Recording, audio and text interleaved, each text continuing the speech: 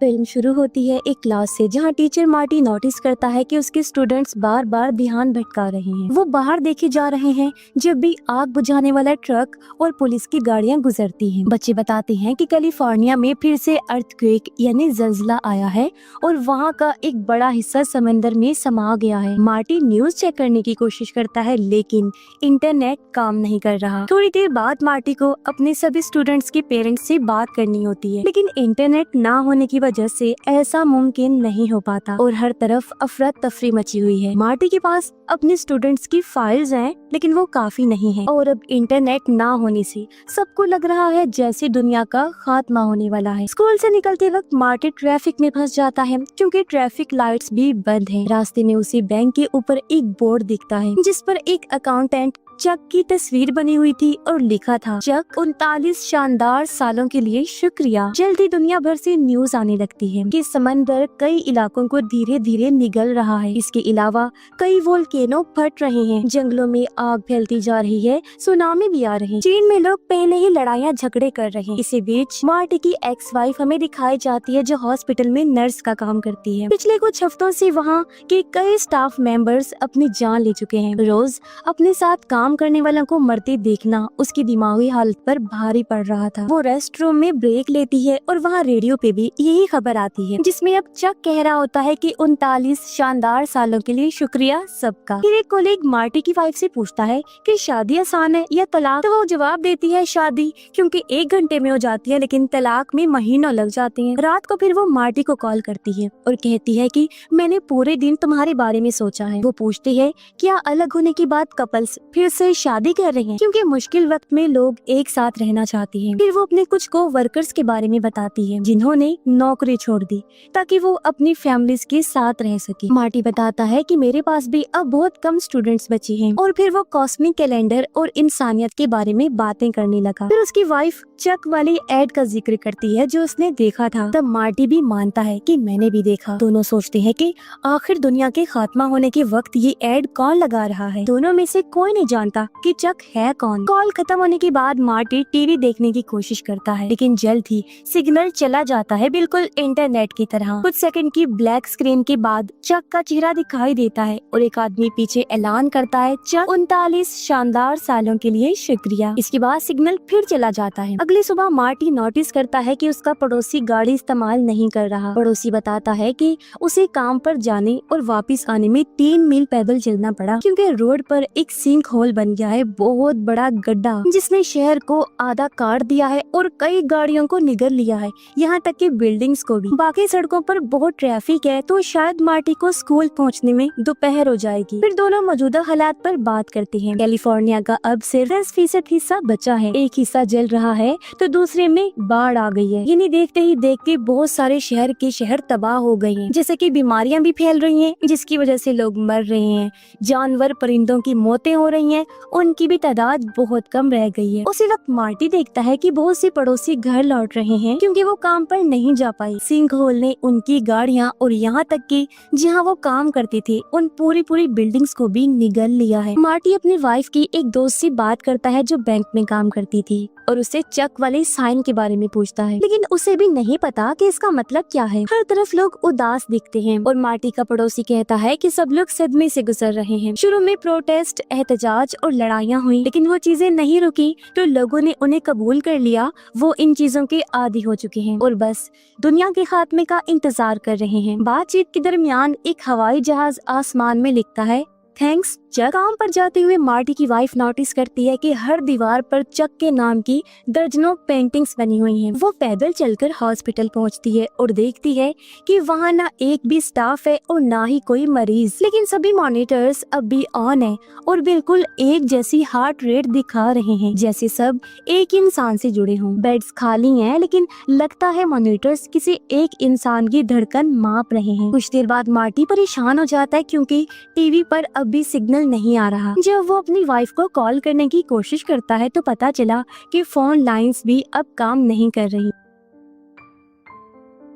को। वो उसे ढूंढने निकल पड़ता है। शहर में आगे बढ़ते हुए वो बहुत सी छोड़ी हुई गाड़ियाँ और चक के और पोस्टर्स देखता है। एक बूढ़ा आदमी बेंच पर आराम कर रहा था। मार्टी उससे पूछता है कि क्या उसे पता है चक कौन है, लेकिन उसे भी कोई आइडिया नहीं होता। उसने भी लोगों से पूछा था पर किसी को भी नहीं पता। अब क्योंकि बूढ़ा आदमी भी उसी तरफ जा रहा था तो दोनों थोड़ी देर साथ चलने लगते हैं। रास्ते में वो जिंदगी के बारे में बातें करते हैं कि इंसान के पास असल में कितना वक्त होता है। तभी बूढ़े आदमी की टांगों में दर्द होने लगा तो वो आराम करने के लिए वहीं बेंच पर बैठ जाता है। सूरज को ढलते हुए देखने लगा जबकि मार्टी अकेला ही आगे बढ़ जाता है। आखिरकार मार्टी अपनी वाइफ के मोहल्ले में पहुंचता है।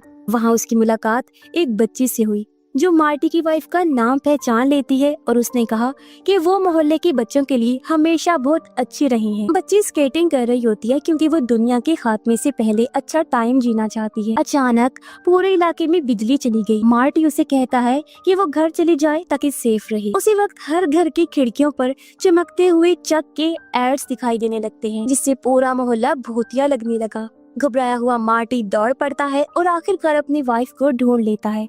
दोनों गले मिलकर फिर से एक हो जाते हैं। वो एड के बारे में पूछता है लेकिन उसे भी कोई आइडिया नहीं कि वो उसके घर में कैसे दिखाई दिया। उधर 39 साल का चक बीमार पड़ा है, बहुत कमजोर और बीमार। उसके साथ एक हार्ट मॉनिटर जुड़ा हुआ है जिसमें वही हार्ट रेट दिख रहा है जो हॉस्पिटल में भी देखा गया था। उसकी वाइफ और बेटा उसके पास बैठे हैं, रो रहे हैं क्योंकि दोनों जानते हैं कि अब उसके पास ज्यादा वक्त नहीं बचा है। वहीं दूसरी तरफ मार्टी और उसकी वाइफ घर के पिछले हिस्से में जाकर आसमान को देखने लगते हैं। क्योंकि अब पूरी दुनिया में बिजली चली गई है तो तारे पहले से कई ज्यादा चमकीले और साफ दिख रहे हैं। दोनों हाथ पकड़कर अलग अलग तारों को देख रहे थे। तभी अचानक एक तारा गायब हो गया और फिर एक एक करके सारे तारे आसमान से गायब होने लगते हैं। इसी वक्त चक की वाइफ और बेटा उसे अलविदा कहते हैं और उसके 39 शानदार सालों के लिए शुक्रिया अदा करते हैं। मार्टी अपनी वाइफ को ये बताने की कोशिश करता है कि वो उससे प्यार करता है लेकिन उसी पल सब कुछ काला हो जाता है।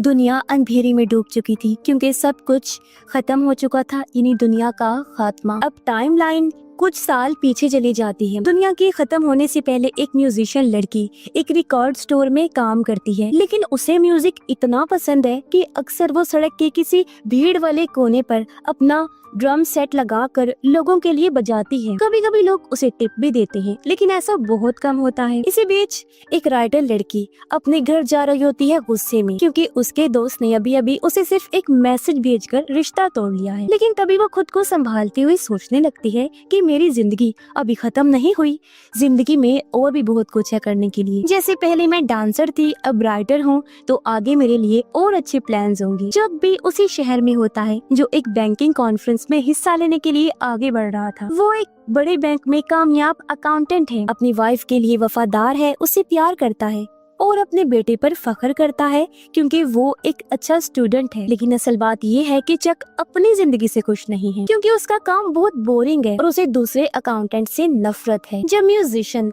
चक को सड़क पर इतनी परेशान हालत में चलते हुए देखती है तो वो उसका मूड ठीक करने के लिए एक तेज धुन बजाने लगती है। हैरानी की बात ये होती है कि चक उसके सामने रुक जाता है और थोड़ी झिझक के बाद नाचना शुरू कर देता है। जल्दी ही वहाँ भीड़ इकट्ठा हो गई जिसमें राइटर भी होती है। उसे अपनी जिंदगी में कुछ पॉजिटिव चाहिए था, वो भी नाचना शुरू कर देती है। तो चक उसे पकड़कर आगे लेकर आया और दोनों मिलकर म्यूजिशियन की धुन पर खुशी से नाचने लगते हैं।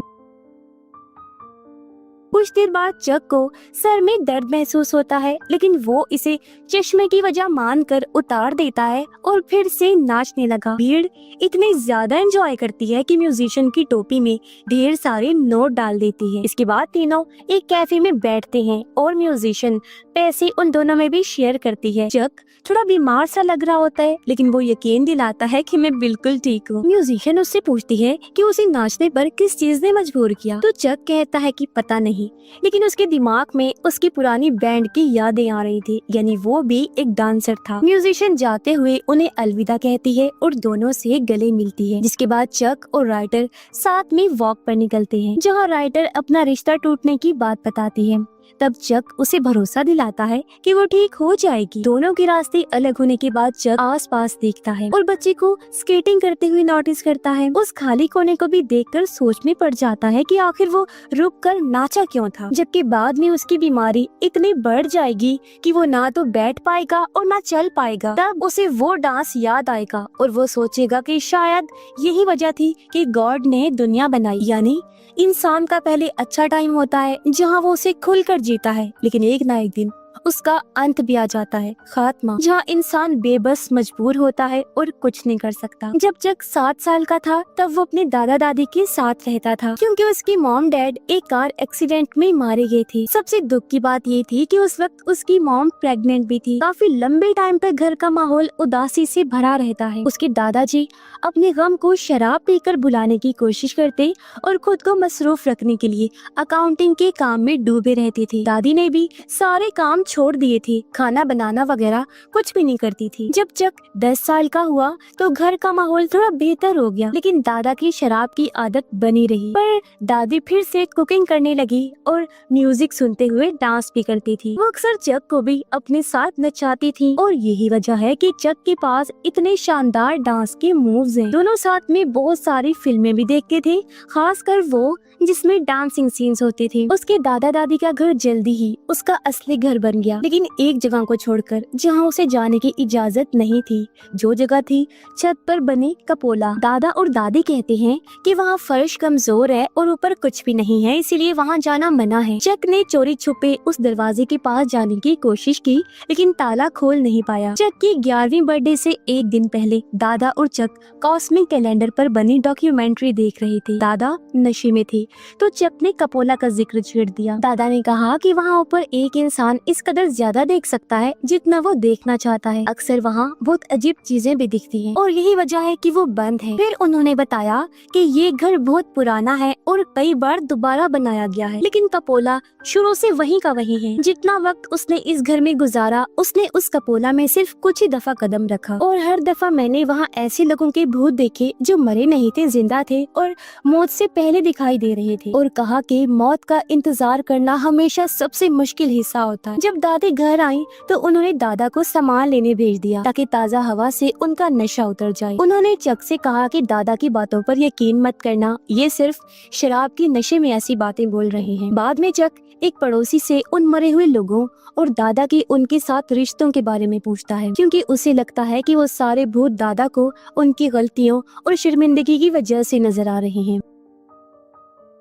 स्कूल में चक का फेवरेट सब्जेक्ट इंग्लिश था, इसलिए इंग्लिश की टीचर उसे बहुत पसंद थी। एक दिन क्लास के बाद चक ने उनसे एक पोयम के बारे में पूछा जिसमें लाइन थी, I am large, I contain multitudes, यानी मैं अंदर से बहुत बड़ा हूँ और मैंने अंदर बहुत सारी चीजें समाये रखी हैं। तब टीचर समझाती है कि एक इंसान असल में उन सब का मिला जुला रूप होता है जिनसे वो पहले मिल चुका, जो चीजें उसने अपनी जिंदगी में देखी हों। वो इंसान भी हो सकते हैं और इंसानी जज्बात जैसे खुशी, गम, अच्छाई, बुराई भी हो सकते हैं। हर इंसान के दिमाग में एक पूरी दुनिया होती है और वो खुद तय करता है कि उसमें क्या भरना है, प्यार, नफरत, अच्छी सोच या बुरी सोच, किसी चीज का खात्मा या उसके अंत के बारे में कभी ना सोचना, टेंशन या फिर हमेशा अच्छे मूड में रहना, ये इंसान की सोच पर डिपेंड करता है। लेकिन हाँ, ये सब चीजें इंसान की जिंदगी से जुड़ी होती हैं। मौत के बाद उनका भी खात्मा हो जाता है, यानी जो इंसान सोचता है वो उसकी दुनिया होती है और इंसान के मरते ही उसकी दिमागी दुनिया भी खत्म हो जाती है। तब यहाँ हमें पता चलता है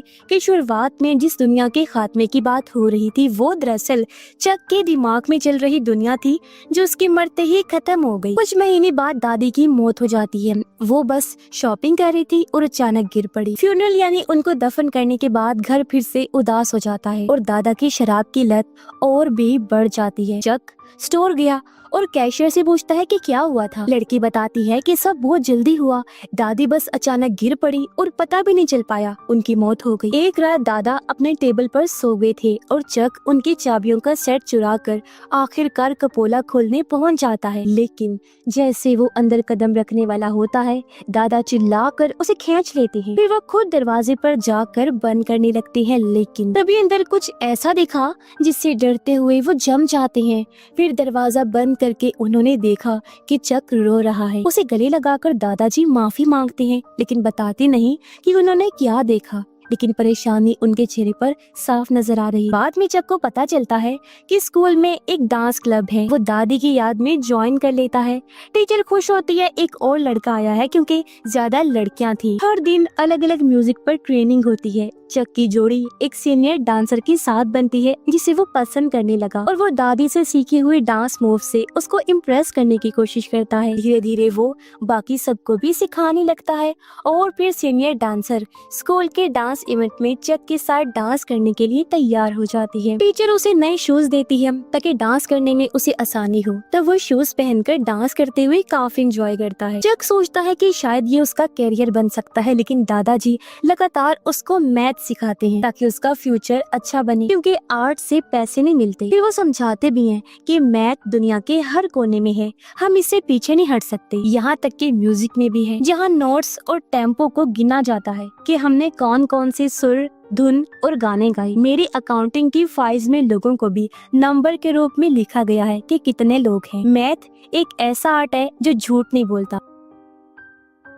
इवेंट की रात चक डांसर से कहता है कि वो डांस नहीं कर सकता, पैर में दर्द है। ये उसने दरअसल बहाना बनाया था अपने दादाजी की बात सुनकर। लेकिन टीचर जिसने ये सुन लिया था कहती है, अगर डांस नहीं करना तो मत करो, कम से कम अपनी दोस्त के साथ झूठ तो ना बोलो, हालांकि तुम उसे पसंद करते हो। चक फिर बाहर जाकर तारों को देखता है, सोचने लगा और फिर वापस आकर डांसर को डांस के लिए बुलाता है। उनकी परफॉर्मेंस शानदार होती है, सब लोग खूब तारीफें करते हैं, जिससे चक सोचता है कि भले ही कोई चीज हमारे लिए फायदेमंद हो सकती है जैसे कि मैथ्स, लेकिन हमें अपनी जिंदगी में वही चीज चुननी चाहिए जो हमें खुशी और सुकून दे। जैसे उसने डांसर के साथ डांस को चुना और झूठ बोलने पर उसे बुरा लगा, लेकिन मौत होने से पहले जब वो ठीक था तो उसने अपनी वाइफ को बताया कि जो चीज पहले से ही तय होती है कि क्या होने वाला है, तो इंसान ना चाहते हुए भी वो काम कर जाता है जो वो चाहता भी नहीं। अब 5 साल बाद दादाजी की घर में हार्ट अटैक से मौत हो जाती है। उस टाइम जब चक थोड़ा बड़ा हो गया था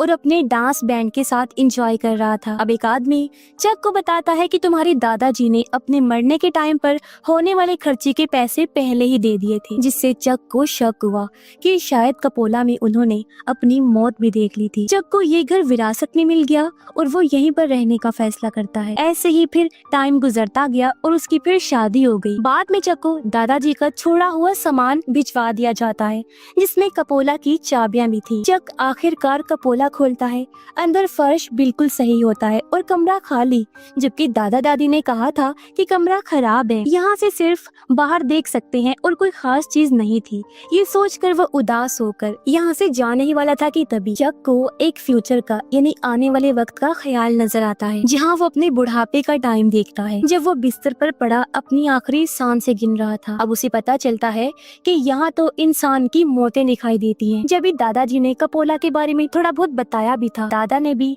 पड़ोसियों की मौतें देखी थी, दादी की मौत देखी थी और फिर अपनी, और इसीलिए उन्होंने कहा था कि इंतजार करना सबसे मुश्किल होता है मौत का, खास तौर पर जब इंसान को पता हो कि कुछ बुरा होने वाला है तो वो सोच सोच कर ही डिप्रेशन का मरीज बन जाता है। अब ख्याल से बाहर आते ही चक तय करता है कि वो अपनी जिंदगी पूरी तरह जिएगा और दादाजी की तरह डिप्रेशन में नहीं डूबेगा, उनकी तरह टेंशन लेकर शराब नहीं पिएगा। हालांकि उसने भी अपनी मौत तो देख ली थी, लेकिन वो अपनी जिंदगी को खुलकर जीने का इरादा करता है और फिर से पोयम की वो लाइन दोहराता है, यानी मैं बहुत बड़ा हूँ और मेरे अंदर बहुत सारी चीजें समाई हुई हैं। यानी अब उसके हाथ में है कि वो अपनी जिंदगी में अपने दिमाग की दुनिया में क्या भरेगा। फिर उसने ऐसे ही खुशी खुशी अपनी जिंदगी गुजारी, भले ही उसकी जिंदगी में लाख टेंशन थी। उसे यकीन था कि मैंने इतनी अच्छी जिंदगी गुजारी है कि मुझसे मुतासिर होकर लोग मेरी 39 साल की शानदार जिंदगी पर मुझे शुक्रिया अदा करेंगे। और यही सब कुछ उसके दिमाग में भी चला जो हमने शुरुआत में देखा, क्योंकि उसे लगता था कि मैं सबके लिए जिंदगी गुजारने की एक बेहतरीन मिसाल बन चुका हूँ। इसीलिए